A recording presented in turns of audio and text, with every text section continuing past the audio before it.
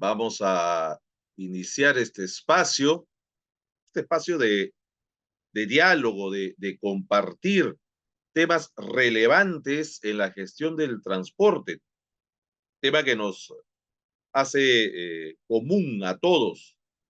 Mi nombre es Rubén Ríos, soy ingeniero de sistemas y el año 98 hasta la fecha vengo laborando en temas de transporte terrestre. Así que vamos a compartir un poco de las observaciones. En resumen, por supuesto, tenemos una hora de espacio gracias a Cefortrans, ¿no? Empresa que se dedica a la formación y capacitación en logística y transporte. Así que agradeciéndole siempre este espacio en el cual podemos coincidir, ¿no? Saludos, César Uriel, ahí está activo el chat. Ok, en algún momento levantan la mano si es que desean intervenir con alguna consulta. El tiempo es breve, pero encantado, por favor, de poder atender sus consultas. Luisa, el gusto mío siempre. Pues bien, ¿desde dónde se conectan? A ver, coménteme, ¿desde dónde estamos conectados? Saludos hasta Colombia, Juan Felipe. Ah, hermosas tierras colombianas.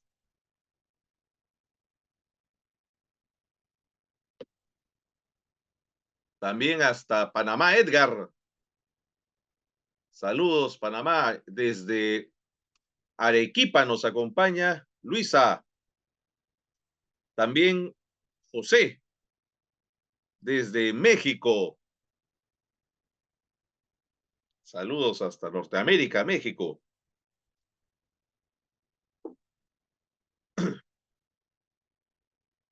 Gracias de verdad por estar conectados desde tan lejanos sitios, ¿no? Tan lejanos sitios, pero sentirnos tan cercanos gracias a la virtualidad, porque si hay cosas que nos unen realmente es nuestra cultura, ¿no? También nos une nuestro principal tema, el transporte, ¿ah? Tema muy activo para el desarrollo de nuestras economías. También a Claudia, saludos a Colombia. Bien, son las 20 horas con 5 minutos, vamos a iniciar ya. Mientras van ingresando algunos de sus compañeros, ya estamos 21 personas en la sala. Compartan el link con sus compañeros, colegas, amigos, con la competencia también. ¿Ah? Si vamos a competir, que sea por servicio, pero hay cosas en las que necesitamos, ¿no? Siempre colaborar. Transportistas somos y en la ruta nos encontramos. ¿Qué puntos vamos a tratar en los siguientes minutos? Primero, tenemos que definir lo que es flota de transporte y las características que nos interesan para los puntos a tratar. Debemos de ver también la parte principal, el establecimiento de un sistema de control. ¿Controlamos el combustible en nuestras organizaciones, en nuestras flotas? Y tercero, claro, puntos relevantes para el ahorro de combustible. ¿Ok? No vamos a poder entrar a técnicas específicas, ¿no? Todo esto se desarrolla con bastante amplitud, ¿no? En los cursos de gestión del combustible que ofrecemos a través de Cefortrans, ¿no? Y que invito a todos a ver los temarios y promociones que tienen, así como material gratuito, libre, para que ustedes descarguen plantillas, artículos, infografías, videos, ¿no? Que de seguro les pueden ayudar. Bien, bienvenidos a todos los que se han venido sumando. Ya estamos 23 personas en la sala. Ahí está, a ver, tiene distingo a Alex, a Freddy Herrera, Iván S. ¿Quién más? Juan Felipe, bien que se nos ha sumado a Miguel, a Rogelio, a Fabri y a todos quienes nos vienen acompañando. Compartan, compartan. Saludos, Iván. Saludos hasta Guadalajara. Bien, vamos a iniciar. La flota de transporte. ¿Por qué es importante definir esto? Podríamos categorizar flotas de transporte por tipo de vehículos, ¿no? Rígidos, articulados, ligeros, pesados, etcétera. ¿Ok? Pero acá hay una categorización que nos importa. Primero, vamos a definir qué es flota de transporte. Y la definición de este concepto nos dice conjunto de vehículos destinados a transportar mercancías o personas, ¿correcto? Y que dependen económicamente de la misma empresa. Quiere decir que la flota de transportes de la empresa está conformada por todos los vehículos que son de su propiedad, sean estos camionetas, camiones ligeros, articulados, ¿no? O de mayor tonelaje. ¿Ok? Por ahí, esa es la flota de transporte. Que esta flota esté segmentada para distintos usos, estamos hablando de una parte de la flota, lo que regularmente se le conoce como flotilla. ¿Ok? Entonces tenemos un grupo de vehículos asignados a una operación, otro grupo de vehículos asignado a otra operación. Cada operación tendrá características distintas. ¿Ok? Y eso sí, a pesar de que no se encuentra dentro de la definición técnica de flota, hay un elemento importante que no podemos dejar de tomar en cuenta si nos referimos a la flota. Y es determinante. Se trata del conductor, el operador de la máquina. Sin él, la flota no se mueve. ¿De acuerdo? Dentro de los elementos fundamentales que conforman el servicio de transporte, vehículo, conductor, ¿ok? Producto o pasajero, ¿no? De acuerdo, si carga o personas. Y vía y todas sus características, estado de la vía, clima, poblaciones alrededor, señalización, etcétera, iluminación. De estos 4 elementos es el conductor el único pensante y que toma las decisiones de exceder velocidad, de tomar precaución, de tomar de repente un desvío o detenerse en algún punto. El vehículo no lo hace por sí solo, ¿de acuerdo? Así que el único pensante es el conductor y él se convierte en el gerente de la unidad cuando está en tránsito sobre todo, ¿no?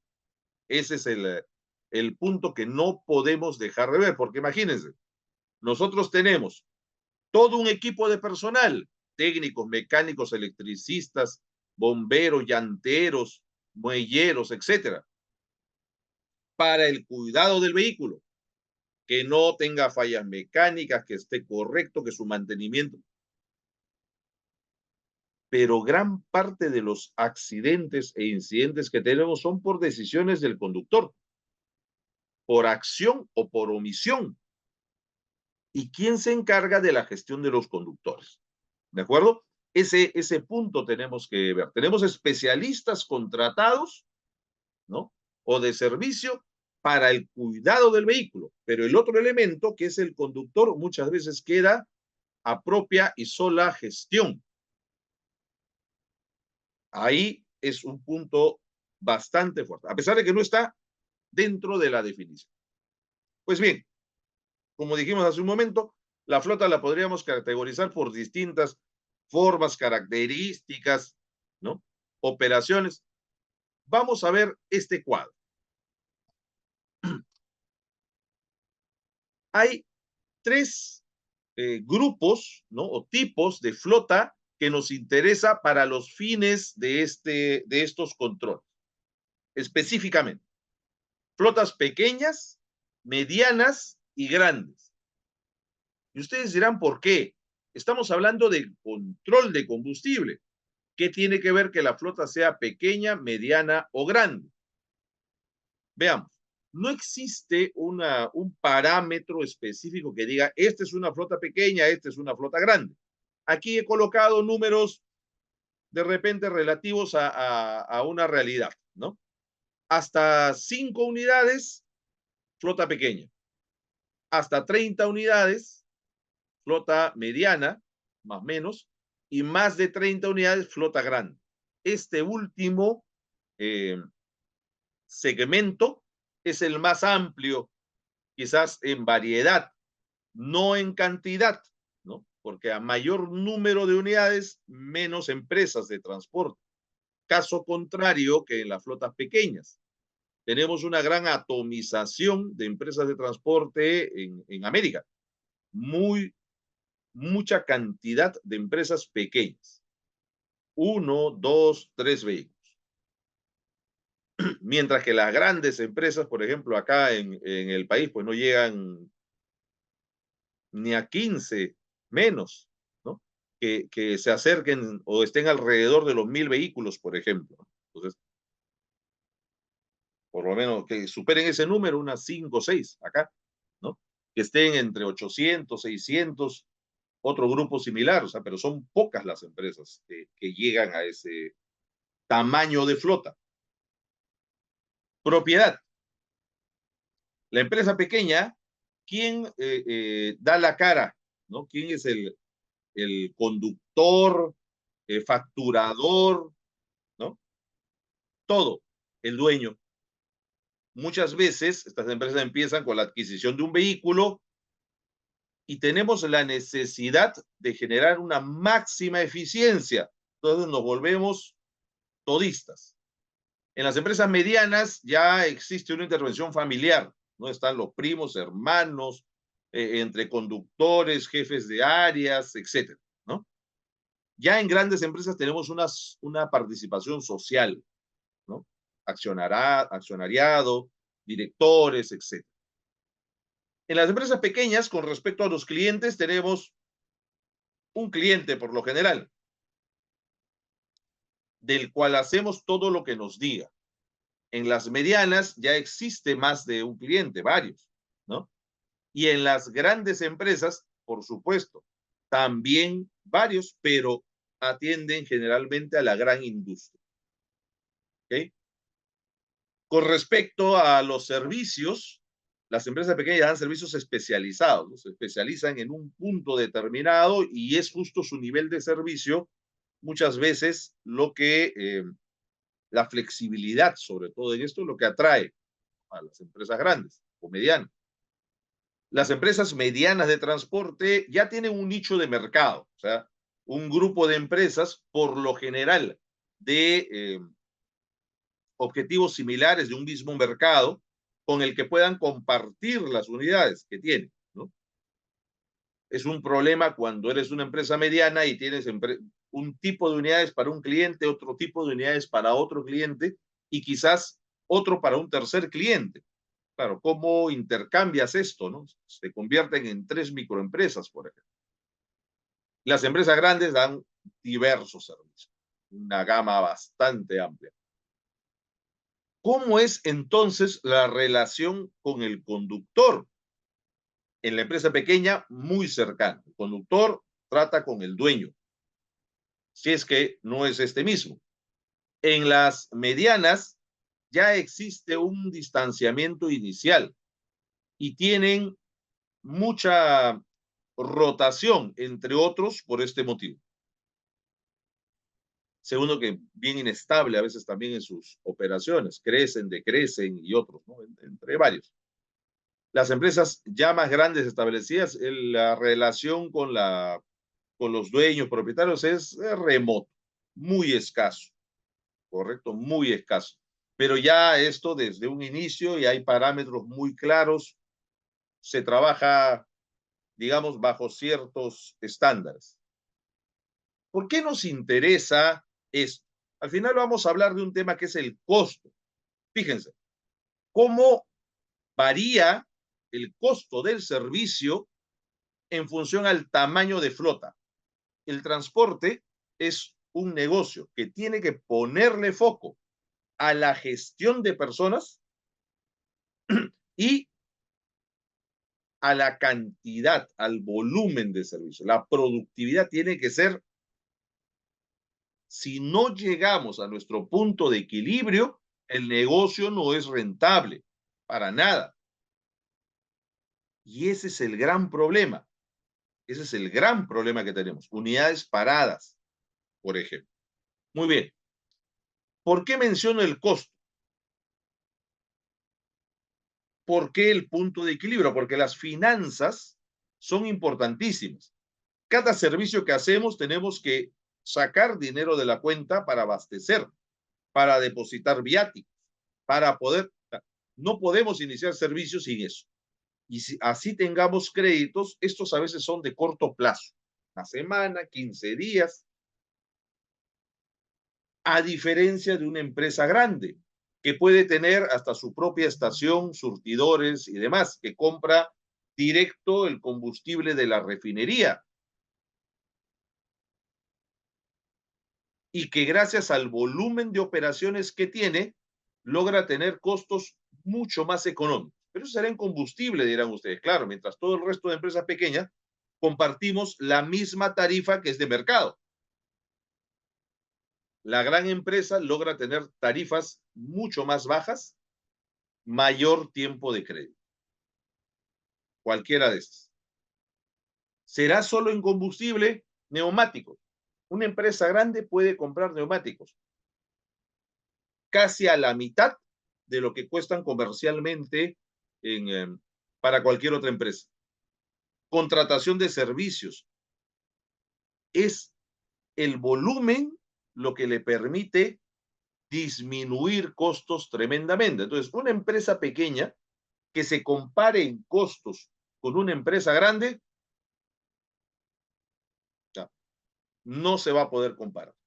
Por supuesto, una empresa mediano o grande que gestione bien sus compras, porque también hay empresas medianas que están en el intermedio que no gestionan bien sus compras y desaprovechan mucho de esto, generándose más costos, generándose más desorden, finalmente teniendo serios problemas de gestión. Entonces, la mayor importancia en esta selección es el volumen de unidades.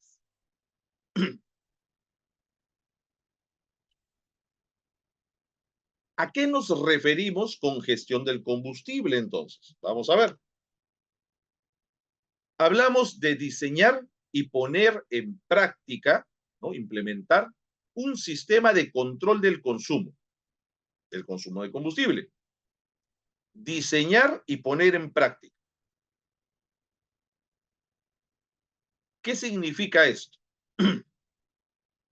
Que gestionar el combustible no solamente va a ser medir cuántos galones entran, ¿no? Cuántos litros entran en nuestro tanque, cómo cada uno de estos litros o galones es utilizado. Tiene mucho que ver, y ahí está el enfoque, con una adecuada planeación de rutas y asignación de vehículos. Claro, si yo asigno destino sin ruta y el conductor toma la ruta que más le convenga, probablemente estemos recorriendo kilómetros de más, lo que consume mayor combustible. Por otro lado, si tengo mis reportes de combustible y hay dos vehículos, cualquiera de los dos podría asignar a un servicio de larga distancia. Uno que viene reportando mayor consumo que el otro, pues no tendría sentido que asigne a una ruta larga al que está consumiendo más, ¿verdad? Cuando asigno a ojos cerrados sin tener en cuenta este valor, pues estoy perdiendo. Estoy perdiendo. No digo que paralices el vehículo hasta que no soluciones el tema, pero por lo menos busca asignarle rutas cortas. Si está consumiendo más en rutas cortas, el impacto será mucho menor. Las técnicas de conducción eficiente. Ahí el conductor tiene que saber, poder y querer aplicar. Porque muchas veces saben, pero no quieren aplicarlas, o si las aplican, más para beneficio de la persona que para de la empresa. Eso hay que controlar. Un correcto mantenimiento de los vehículos. Si el vehículo no se encuentra, digamos, con una alineación y balanceo, con un control de presiones en los neumáticos, sobrecalentando por algún motivo, el combustible se va a ir como agua. El calor, la temperatura es enemigo del combustible. Ya lo veremos, y hasta que se pueda poner en taller o ingresar a taller la unidad para solucionar el problema o diagnosticarlo, cuántos días o servicios hemos perdido con un consumo mucho mayor. Después decimos, ¿y por qué el consumo es mayor? ¿Será que me están robando combustible? Y por supuesto, el nivel de servicio prestado al cliente. ¿A qué me he comprometido? Distancia, tiempo, principalmente, ¿no? ¿Cuál es mi velocidad media? Claro, el mismo vehículo a distintas velocidades medias, su consumo va a ser diferente. Ventajas entonces de una adecuada gestión. Miren, este cuadro es muy esclarecedor. Veámoslo un momento. Este es un reporte, correcto, del control mediante varillas del consumo. Acá podemos ver esta línea, ¿no? Que tiene acá una caída impresionante. Es el nivel de combustible en el tanque. Conforme el vehículo avanza, correcto, el combustible se va consumiendo. Cuando el vehículo se detiene, esta franja celeste dice que está detenido este tiempo, pues como que recupera, ven que hay una pequeña subida acá, ¿no? Y cuando arranca nuevamente comienza a consumir.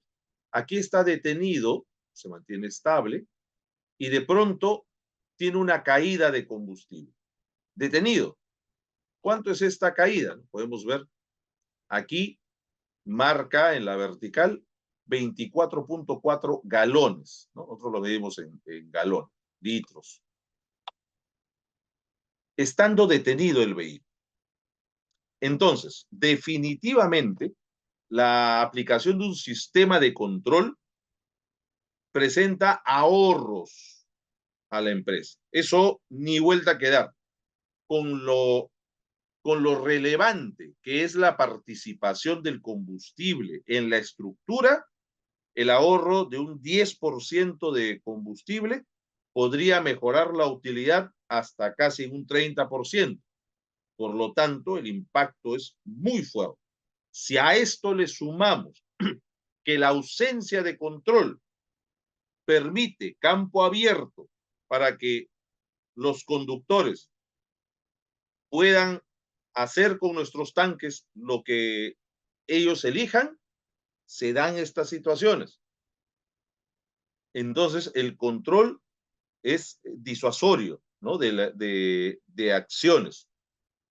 Si queremos evitar acciones de hurto como la que se evidencia aquí por este software, pues entonces tenemos que tener mucho control en los procesos y estar un paso adelante, hacerle seguimientos, hacer supervisión y seguimiento. ¿Ok? Así que no podemos dejar a la suerte, ¿no? O al después. Creo que este cuadro es bastante explícito en eso. Es hasta aquí que nos debe de quedar muy en claro, ¿ya? Que un control del combustible tiene que ver estrechamente con la operación. No puede estar desligado. No es que yo como flota veo los galones que ingresan al tanque, su consumo, reviso, saco mis reportes. Encontraré un alto y bajo de valores, mayor consumo, menor consumo o rendimiento, como lo mida. ¿Y por qué? El análisis implica la explicación de esto. Y si esto no está asociado a valores operativos, no vamos a poder respondernos por qué esta subida o bajada. Vamos a ver a continuación los pasos para establecer un sistema de control, ¿no? Los pasos para establecer un sistema de control. Cada uno de estos pasos los desarrollamos en amplitud, por supuesto, en los talleres que ofrecemos a través de Sefortrans y que reitero la invitación a revisar los temas, ¿no? En todas las redes que maneja Sefortrans. Aquí vamos a buscar establecer punto a punto el orden de lo que se necesita hacer. Y es que esto no es menos importante. Las fórmulas, seguro que las conocemos. ¿Cómo medir, controlar? Conoceremos diversas técnicas. También eso se tiene que aclarar o adecuar. Pero es muy importante los pasos de aplicación. Tal cual son importantes los pasos en una receta para que el resultado final de lo que estés preparando salga bien, ¿no? Permutar en ese orden nos hace olvidar de las cosas o simplemente no obtener el resultado debido. Y eso es lo que generalmente ocurre en nuestras organizaciones. Entonces vamos a tratar de darle un poco de orden a esta parte operativa, ¿de acuerdo?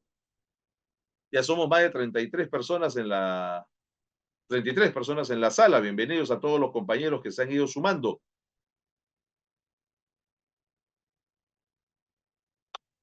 Continuamos.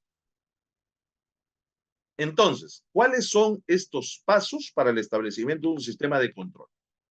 Lo primero que tenemos que hacer es la segmentación de las rutas. Es decir, ofrecemos distintos tipos de servicios a distintos destinos, con distintas cargas. ¿Qué elementos hacen la diferenciación? Fíjense que no son pocos. Veamos. El peso que llevamos. Puede ser la misma ruta, origen-destino, pero un producto muy ligero y otro con carga completa. La velocidad, mismo peso, misma ruta, pero con una velocidad media mayor. Estamos hablando de un mismo vehículo. La vía y sus características. Ahí ya no puede ser mismo destino, ¿no? Salvo que estemos hablando de dos tipos de vehículos distintos. Uno, una ruta de repente muy costera y otra muy zigzagueante camino a la sierra, digamos, ¿no? Altura, una pendiente en su vida. El estado de la vía, digamos que está en mal estado, que el vehículo tiene que avanzar y detenerse cada cierto tramo para volver a reiniciar. Todo el tiempo va a estar trabajando en niveles altos de consumo, ¿no? El estilo de manejo, esos que andan aceleraditos y pisan para detenerse metros más adelante, por ejemplo, los que circulan a través de entornos urbanos de mucho tráfico.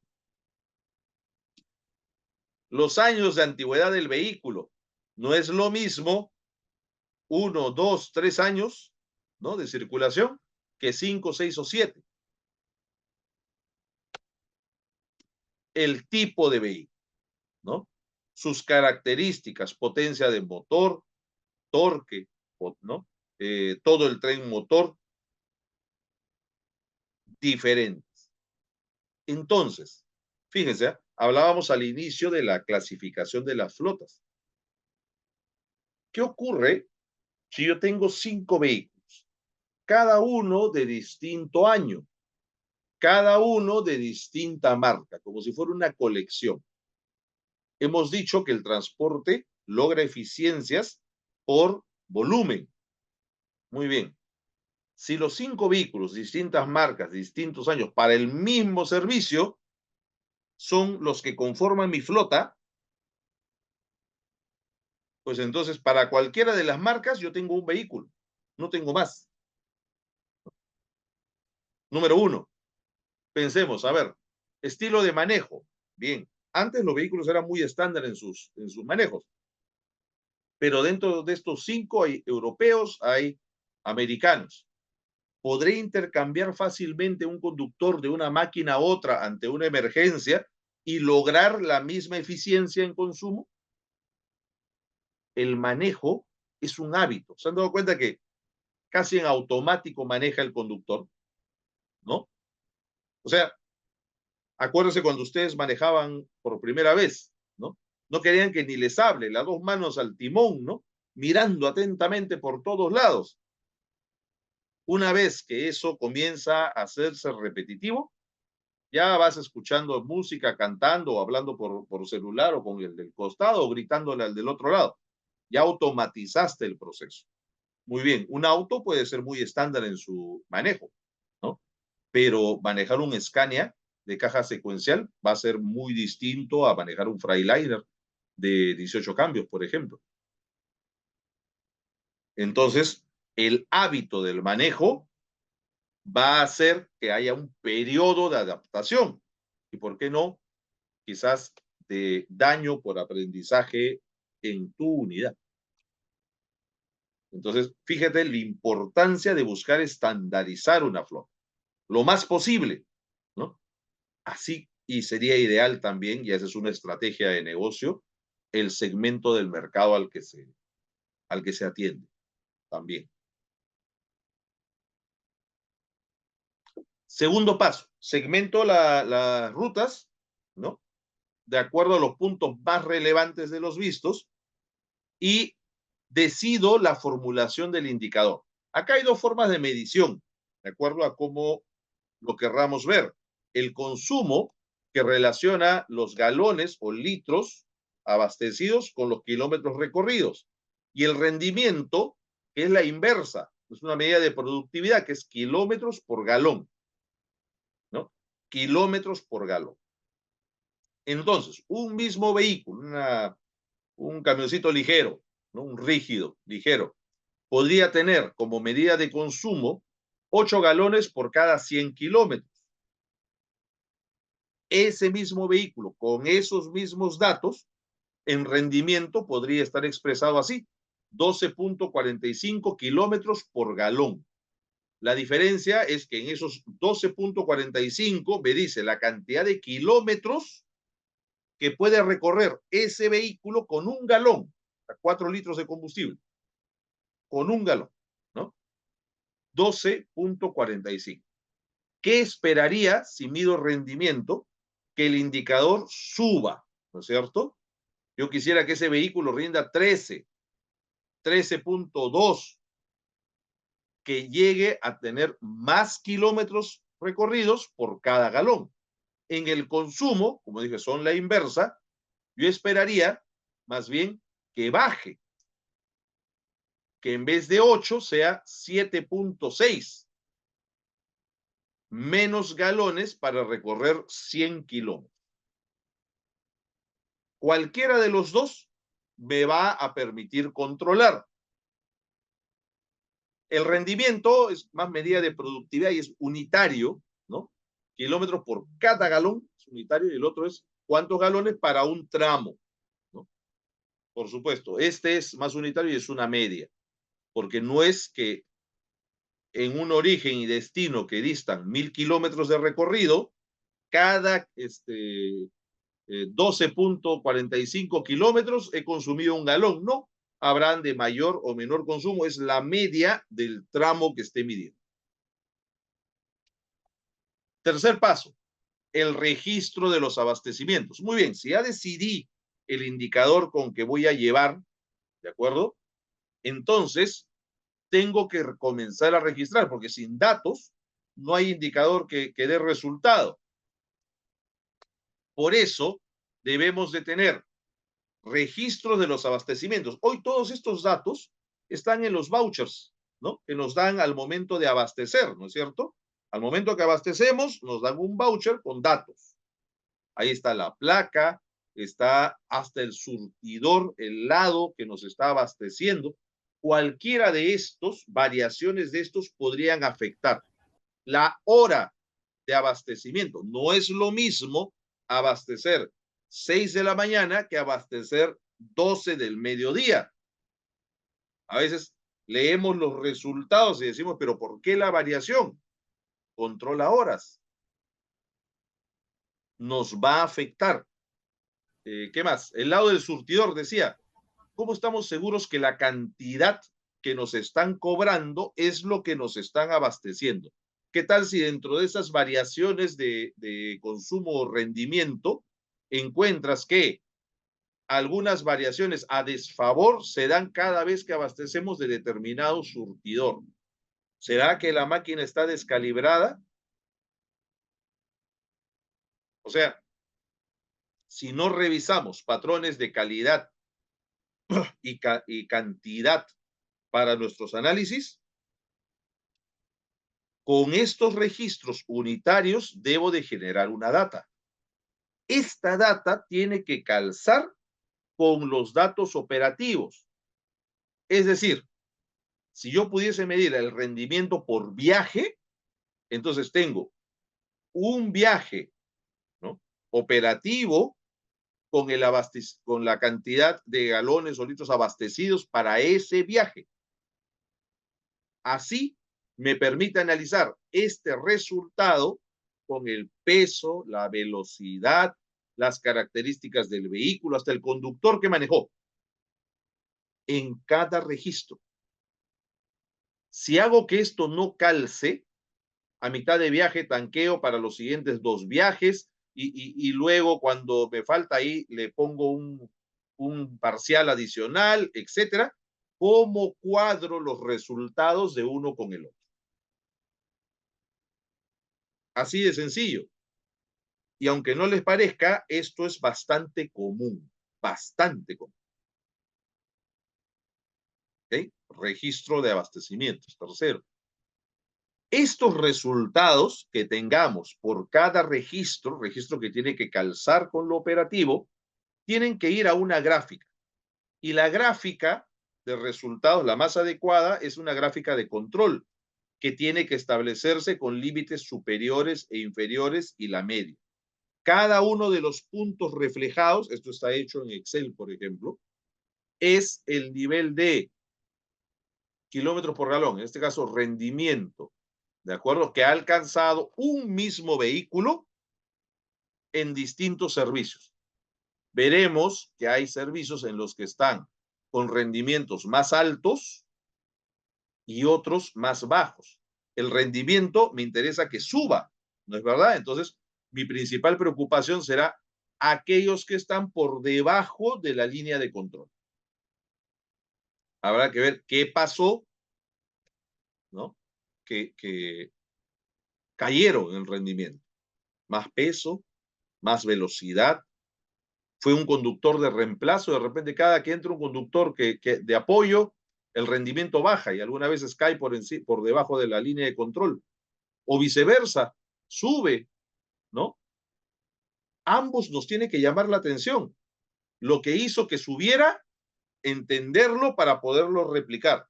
Lo que hizo que cayera, entenderlo para poder minimizarlo. Es con eso, con ese registro de datos y ese histórico que nos permite el seguimiento por vehículo, porque las medidas a toda la flota no nos ayudan mucho. Los promedios globales esconden fallas individuales. Es allí donde yo puedo establecer mi media de consumo y llegar a determinarlo como un estándar con el que comparar otros vehículos de la misma categoría o segmentación. Y en eso nos va a ayudar la estadística. Aquí, por ejemplo, podemos ver una gráfica muy conocida, ¿no? La distribución, la campana de Gauss, ¿no? Esta es una distribución normal, claro, existen distintas distribuciones. Así como hemos visto que cada uno de estos valores en la gráfica, ¿no?, es un resultado, si estos los llevamos a separar por frecuencia, vamos a ver la tendencia siempre de que una mayor cantidad de las muestras van a caer en determinados segmentos. Las colas, estos ¿no? Muy altos o muy bajos son estos valores que están acá. Muy altos encima de las líneas de control, muy bajos por debajo de la línea de control. Por lo tanto, la mayoría va a estar aquí, entre las líneas de control. Esas líneas de control son estas. Esta es la media, aquí va a estar la mayoría, pero estas líneas son las que van a establecer qué consideramos normal, ¿no? Porque nunca vamos a tener una línea así de consumo, van a haber más menos, pero ¿qué podemos considerar normal? Para eso, y teniendo los datos, tenemos que aplicar desviación estándar. También podríamos medir el error, pero es importante empezar con calcular la desviación estándar de la muestra del registro que hayamos tomado para poder establecer límites fiables y que se ajusten conforme vayamos gestionando. Estos 5 pasos es necesario tener, porque de lo contrario, si no segmentamos hasta establecer medias de consumo, pasando por el registro, pasando por la graficarlo, o sea, no vamos a poder ejercer la supervisión necesaria, el seguimiento y sobre todo, ¿por qué les hablaba del consumo, la medición individual? La comparación entre uno y otro. En teoría, mismo vehículo, año, condición de mantenimiento, carga, ruta, solo distinto conductor, deberían de dar el mismo consumo. Sin embargo, por cualquiera de estos factores se pueden presentar eventuales variaciones. ¿Se tratará de un tema de conductor? Es allí donde nosotros deberíamos llegar. Pero antes de llegar a eso, vamos a hacer un pequeño paréntesis aquí para tocar el tercer punto, ahorro de combustible. Han ido sumándose, a ver, compañeros, a la sala. Estamos 37 personas ahí en la sala. Qué bien, qué bueno. ¿Qué tal hasta acá? ¿Se está entendiendo cómo vamos? A ver. Sí, ingeniero, se está entendiendo. Eh, hablar de combustible es un tema bien, bien espinoso. Siempre, Miguel, siempre. Qué gusto que estés por acá. Saludos, bienvenido. Ahí el amigo Cherk. Muy bien. Pero fíjense cómo acciones que conocemos, ordenándolas en 5 pasos, nos ayuda a establecer un orden. ¿Ya? Eso es lo primero. Ahora vamos a hablar del ahorro.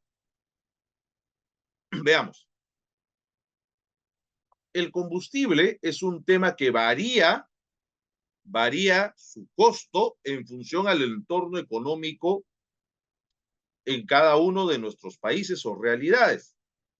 Bien, pero hay decisiones que son determinantes y vamos a separarlas en 2 momentos. El primero es antes de la adquisición o asignación de vehículos para una determinada operación. A estas les vamos a llamar decisiones estratégicas. El otro momento es cuando el vehículo ya asignado a una operación, parte de una flotilla, está operando en servicio. A estas vamos a llamarle decisiones operativas. Todo lo que hemos visto hasta acá para establecer un sistema de control recaen sobre las decisiones operativas y muy probablemente sean las que nos toquen aplicar cuando esté a nuestro cargo una flota. Nos contratan y nos dice, por favor, ¿no? Mire, tenemos problemas acá de descontrol de combustible, pero ¿qué tenemos que hacer para ordenarlo? decisiones operativas. Ya las máquinas están ahí trabajando. Pero si no hemos tenido las decisiones correctas, estratégicas, esta tarea dará poco fruto. ¿Por qué? Existen distintos tipos de vehículos y su configuración. Por ello, si yo asigno a una operación un vehículo con una potencia, un torque o características estructurales no adecuadas, no óptimas para el servicio que va a desarrollar, ¿cómo puedo esperar que tenga un consumo o que rinda igual que otras unidades que sí lo son? Un motor muy grande para el peso o el tipo de ruta que lleva va a consumir más que otros que son adecuados.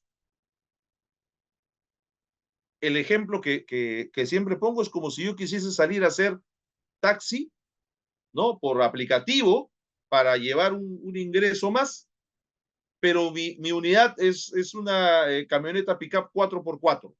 No voy a ser competitivo.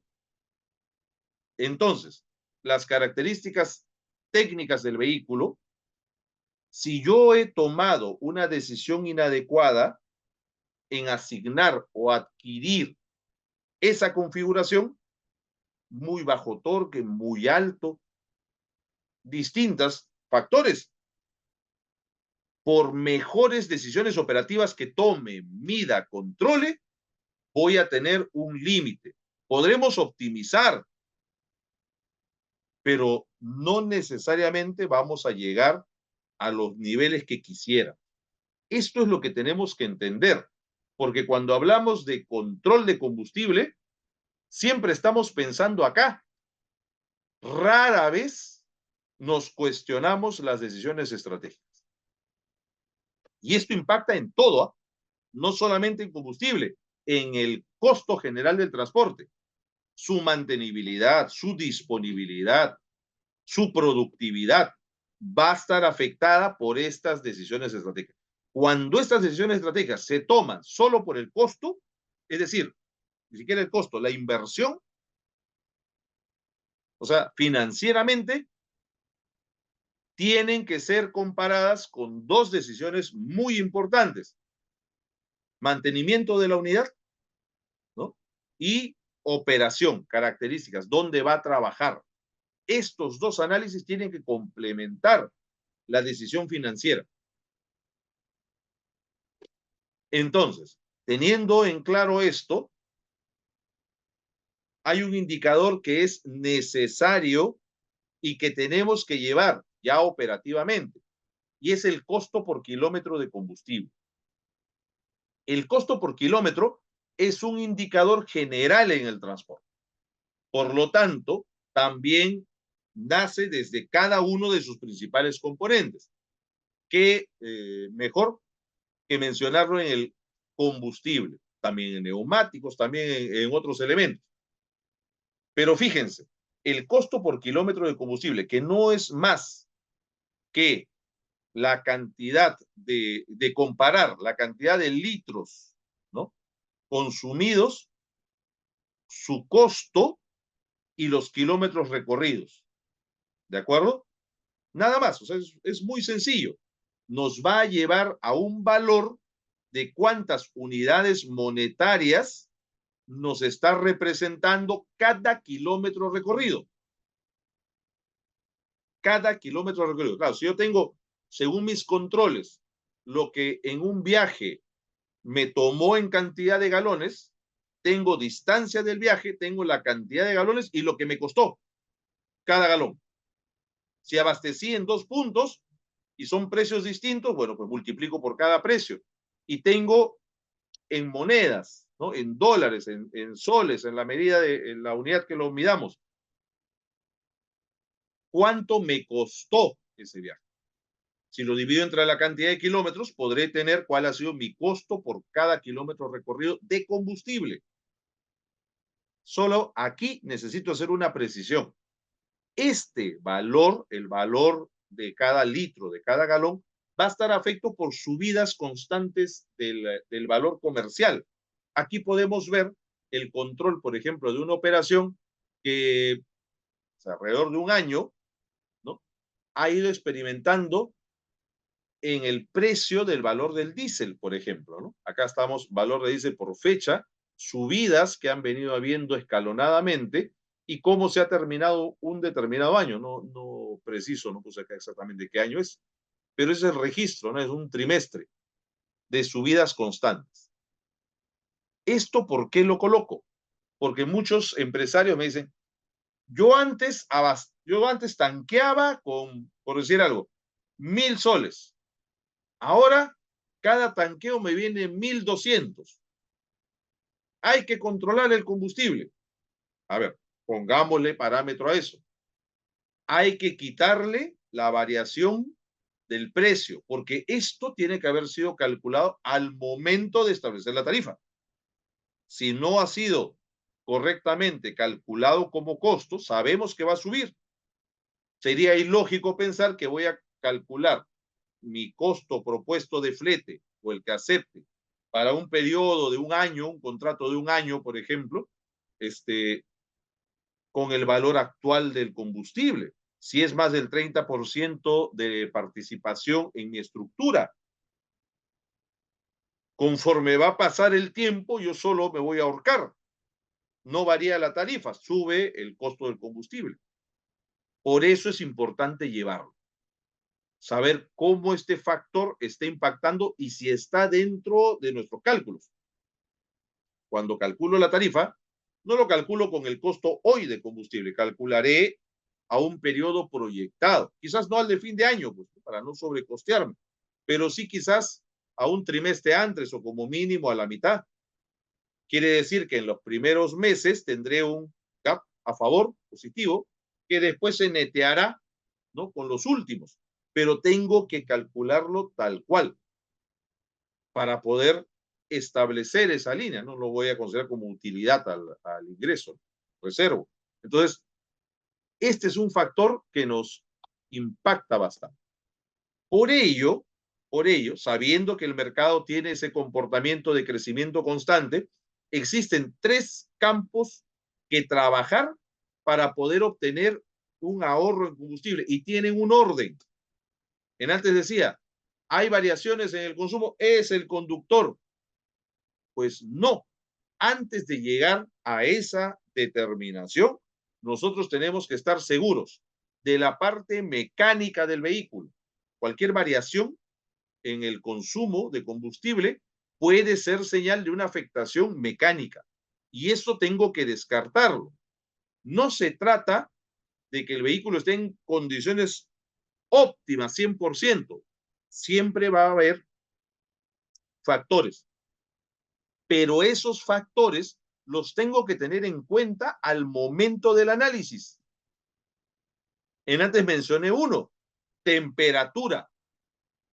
Si la temperatura del motor por obstrucción del filtro, por de repente pues una filtración del radiador u otros, ¿no? No controlar los niveles de aceite, vienen constantemente presentándose, los consumos van a aumentar porque se está perdiendo combustible. Primero tenemos que descartar o conocer las condiciones mecánicas del vehículo que estoy analizando. Y eso cambia. Quiere decir que si tomo las medidas de un vehículo determinado en enero de este año, quizás a julio del presente año las condiciones mecánicas de este no sean las mismas. Deberé de considerar ese factor en mi análisis. Segundo campo de acción, la operativa del vehículo, ¿no? La operativa del vehículo. Primero, el manejo del conductor. Manejo del conductor, ¿ok? Como principal responsable de resultados. ¿Mido excesos de velocidad, por ejemplo? Si un determinado grupo de unidades hace una misma ruta, un mismo servicio, y hay uno de los vehículos que siendo las mismas características de vehículo, que visiblemente tiene mayor consumo, sabiendo que es el mismo peso, me voy a ver la velocidad primero que nada. Por ejemplo, según nuestro GPS, ¿cuántos excesos de velocidad tiene a comparativa del resto de sus compañeros? ¿Sostiene la velocidad, ¿no?, lo más posible a nivel crucero? ¿Será que acelera y se detiene? Tercero, las características propias del vehículo, ¿no? Aquí empieza torque, potencia, todas aquellas características del vehículo en sí y si éstas se adaptan a la operación donde se le va a asignar. Son tres campos. No puedo pensar en un consumo óptimo sin primero, ¿no? Y acá lo voy a ordenar, ¿ya? Pero el orden es conocer el estado mecánico del vehículo, asignarlo, el vehículo, adecuado a la operación y tener un conductor que lo opere de manera óptima, que haya sido entrenado en el uso de esa caja, que conozca técnicamente el vehículo, que esté capacitado para poderle sacar el mejor provecho. Ese es el orden, ¿de acuerdo? Y estos son los tres campos de acción. Cuando queremos ir, solo capacita al conductor sin ver los otros dos puntos, si el vehículo está correctamente asignado a la operación y si su estado mecánico es uno u otro, ¿cómo puedo analizar los resultados? Ese es el tema. Trek dice, sí, dice, lo podremos ver en telemetría y GPS, correcto. Así es, Trek. La telemetría y el GPS son herramientas que tenemos que explotar para poder hacer el análisis de eso. Entonces, hemos tratado de resumir de esta manera los puntos más relevantes para el control del combustible. Repito, cada uno de estos y otros serán, ¿no?, son ampliados en nuestros cursos. Hay videos que son gratuitos que también están invitados a ver. Por mi parte, esos son los puntos que quería compartir, puntos que estoy seguro podemos conocer, pero le hemos tratado de dar un poco de orden y estructura para poder llevar los controles. Veamos, a ver, ¿qué tal? ¿Qué tal hasta acá? Luisa, nos dice, ¿existen valores tabulados? Dice que se pueden usar para fallas mecánicas recurrentes. Por supuesto que sí, existen, Luisa, indicadores de gestión que nos van a permitir medir sobre todo disponibilidad y mantenibilidad. Disponibilidad es cuántos kilómetros recorre un vehículo antes de que falle y tenga que detenerse, por mucho o por poco tiempo. Ese es un buen indicador, ¿no? Kilómetros recorridos entre fallas. Y otro, ¿no? También se puede calcular horas de trabajo, que es lo más habitual para toda máquina, ¿no? Y otro indicador en la mantenibilidad, cada vez que falle, ¿no? Oye, ¿cuánto me demoro en volverlo a poner en marcha? ¿No? Y por supuesto, ¿no? Los niveles de velocidad, claro que sí, van a impactar, van a impactar. Esos hábitos de manejo y es la operación en sí, ¿no? Esa operación del vehículo hecha inadecuadamente nos va a hacer consumir tremendamente más. Telemetría nos lo va a decir. Tiempo de ralenti, ¿no? Podríamos analizar, por ejemplo, el ingreso de combustible, el consumo específico se llama, ¿no? ¿Cuánto está pasando por cada inyector? Eso es fin de mantenimiento, ¿no? Para eso se hace. Pero ese valor nos sirve porque se convierte en consumo volumétrico, litros, galones, y podemos medir, ¿no?, el impacto. Hoy, el pisar el acelerador es sumamente sensible. Antes era una bomba, ¿no?, que impulsaba, ahora son potenciómetros, que aún sea muy ligero la presión que se ejerza sobre el acelerador, está mandando a la computadora la orden para un determinado tiempo de apertura. de los inyectores para permitir el paso del combustible al motor. Entonces, aquellos conductores que utilizan el acelerador como apoyapiés, es evidente que va a tener mucho mayor consumo. ¿Cómo nos damos cuenta de eso? Por el escaneo y los valores que pueden ser transmitidos por la telemetría, por ejemplo, ¿no? Y ver todo esto es sumamente importante para no ir antes de irnos de frente a determinar y decir, no, es el conductor que está extrayendo combustible. Bien, hemos terminado exacto en esta conferencia. ¿Qué tal? ¿Qué les ha parecido? Hemos tratado de resumir en poco tiempo varios puntos que nos deberían de dar una idea de orden para poder aplicar en cada una de nuestras operaciones. Yo la verdad espero que les sea de mucha utilidad, ¿no? Jocelyn, muy bien, gracias a ti, ese Jocelyn, y gracias también a todos los que nos han acompañado, ¿no? Compartan siempre el link de Sefortrans, vamos a estar constantemente, mis colegas y yo participando en charlas para compartir, ¿no?, conocimientos, experiencias, de una manera resumida y nada, con todos ustedes, muy agradecido por su participación, nos vemos hasta una próxima oportunidad, ¿no? Y muy buenas noches. Hasta luego.